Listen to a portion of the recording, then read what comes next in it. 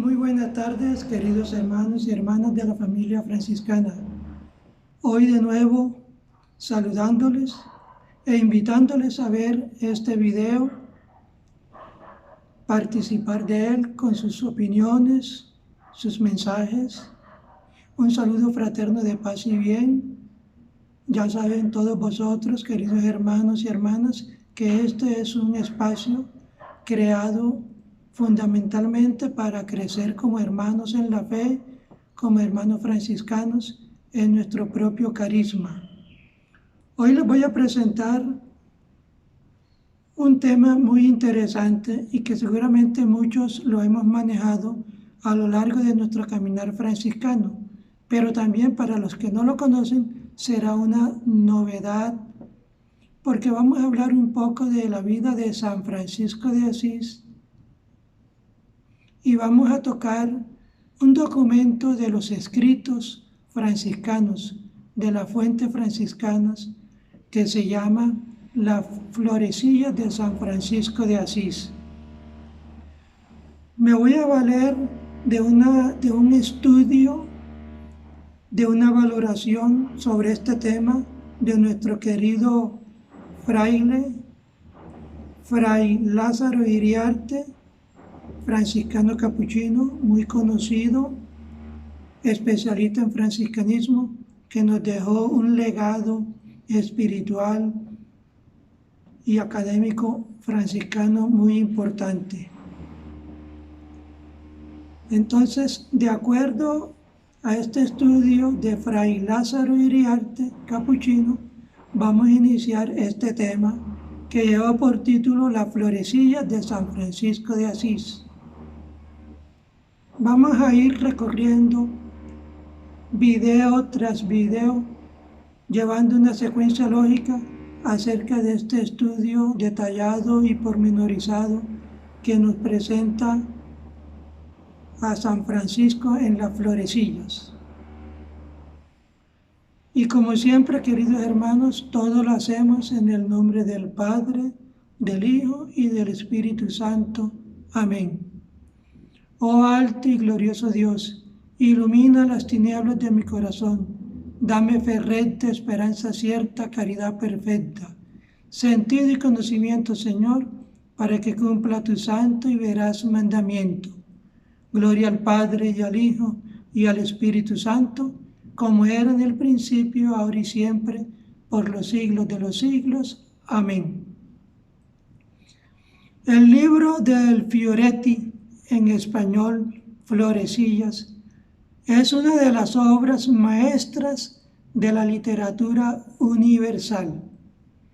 Traducido a todas las lenguas, sigue editándose sin cesar, sin que pierda actualidad el mensaje fresco e ingenuo de sus relatos.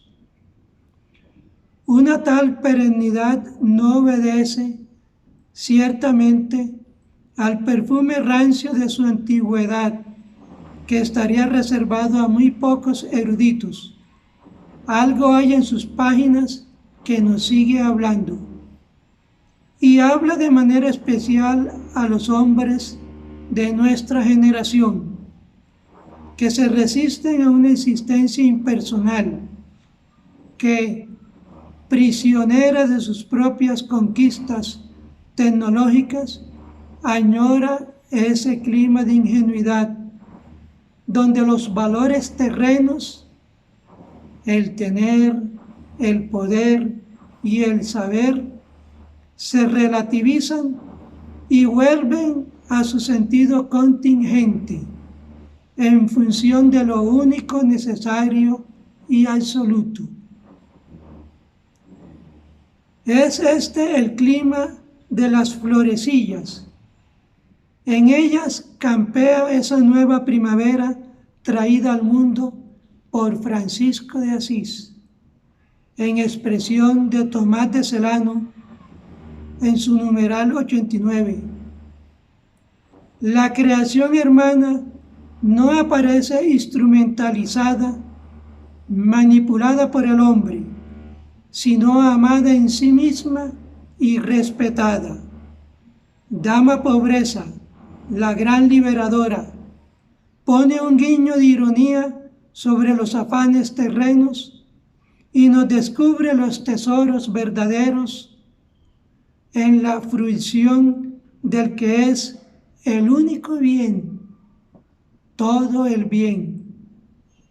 Y los hermanos, despreocupados, sencillos, impregnados de minoridad y de caridad evangélica, se mueven con espontaneidad, sufriendo y gozando en familia, llevando adelante la inefable aventura iniciada por el poverelo, y nos transmiten su propio pathos místico, a veces real, a veces fantasiado, exactamente como esos frescos de los primitivos del Renacimiento, en que los personajes lloran y ríen, dialogan entre sí y con el espectador, afirman celosamente su individualidad y sin embargo todos vibran a impulso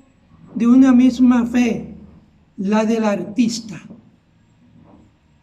Y ahora, queridos hermanos, siguiendo esta temática maravillosa, vamos a ir poco a poco descubriendo la inefable hermosura espiritual de las florecillas. Vamos primero entonces, queridos hermanos, a empaparnos de quién fue el autor de este escrito. Sabemos, queridos hermanos, que las florecillas son consideradas el testamento espiritual del primer siglo franciscano. De sí no tienen una firma. Fueron escritas por todos aquellos caballeros de Dama Pobreza, es decir, los primeros compañeros de Francisco que lo conocieron, que convivieron con él, que vivieron sus angustias, que con ellos surgió la primera comunidad de discípulos de Francisco. ¿Cuáles fueron estos hermanos? El hermano Bernardo, el hermano Gil, el hermano Maceo, el hermano Rufino, y por el maestro de todos, San Francisco. Los relatos ya poéticos y bellos en su origen por el Espíritu que les dio vida, se fueron transmitiendo de una generación a otra, de eremitorio en eremitorio, para alimentar aquellos coloquios espirituales, esos diálogos espirituales, en el que el novicio imberbe escuchaba, boquiabierto, los recuerdos y las sentencias de los veteranos. Y como era normal, al pasar de un narrador a otro, fueron adornados y nuevamente poetizados según la fantasía del mismo y también según su posición en la problemática de familia sobre las intenciones del fundador. Estos relatos que contiene las florecillas servían sobre todo para mantener viva la llama de la contestación en el sector minoritario de los celantes o espirituales, aquel grupo de seguidores, hermanos franciscanos, que seguían la espiritualidad y la corriente de Fray Tomás de Celano. Por eso se llama de los celantes, porque se caracterizaban mucho por ser espirituales. Contra la comunidad a la que acusaban de haber traicionado el primitivo ideal, así se perpetuaba el recuerdo vivo de los tiempos heroicos. Fíjense lo importante que fueron en esos primeros siglos las florecillas, sobre todo para ilustrar y adornar sobre la vida de Francisco aquellos jóvenes discípulos que apenas comenzaban a saber de Francisco y que estaban haciendo su recorrido religioso. Por eso es tan importante este documento, esta fuente escrita, porque nos habla de manera hermosa sobre la vida de San Francisco de Asís. ¿Quiénes la escriben? Sus discípulos, los que vivieron con él. El interés por salvar del olvido toda aquella riqueza de recuerdos y de tradiciones, máxime después de que el capítulo general de 1266 dio carácter oficial a la biografía de San Francisco escrita por San Buenaventura, ordenando la destrucción de todas las demás. Dio origen a diversas compilaciones o resúmenes. Una de ellas, formada en pleno siglo XIV, es la que lleva por título Actus Beati Francisci et Sociorum Eius. Tenía como finalidad, según se dice en el encabezamiento, recoger algunos hechos notables relativos a San Francisco y sus compañeros, como también algunos de sus hechos admirables que fueron pasados en silencio en las leyendas del santo y que no obstante son muy útiles y piadosos. La crítica histórica está hoy acorde en atribuir la paternidad de la compilación, al menos en su mayor parte, al hermano Ugolino de Santa María, hoy Montegiorgio, que murió hacia el año 1350. La fecha de composición de Actus viene fijada entre los años 1328 y 1343. El escenario geográfico y religioso en el que brotó es el de la región de la Marca de Ancona, donde vivió el autor. Sobre el texto latino del compilador, un anónimo toscano habría realizado la versión en lengua vulgar, omitiendo muchos capítulos, resumiendo otros y también añadiendo o completando de propia cosecha. Esta versión llevaba como título Il Fioretti di San Francesco, es decir, en castellano, las florecillas de San Francisco. Las florecillas propiamente dichas constan de 53 capítulos, 40 de los cuales relatan episodios de la vida de San Francisco, de sus compañeros y de Santa Clara, mientras que los 13 últimos están destinados a dar a conocer las virtudes y gracias extraordinarias de numerosos santos hermanos de la provincia franciscana de las Marcas. En casi todos los manuscritos y en las ediciones modernas se añaden las 5 consideraciones sobre las llagas, cuyo texto solo ha llegado hasta nosotros en italiano y cuyo autor pudo ser el mismo de la versión de los Actus. Así, queridos hermanos, damos inicio a esta reflexión formativa a cargo de Fray Lázaro Iriarte, que vamos a ir desarrollando poco a poco sobre las florecillas. Ya en esta introducción nos percatamos de que consta de 53 capítulos, 40 de los cuales relatan episodios de la vida de Francisco de Asís.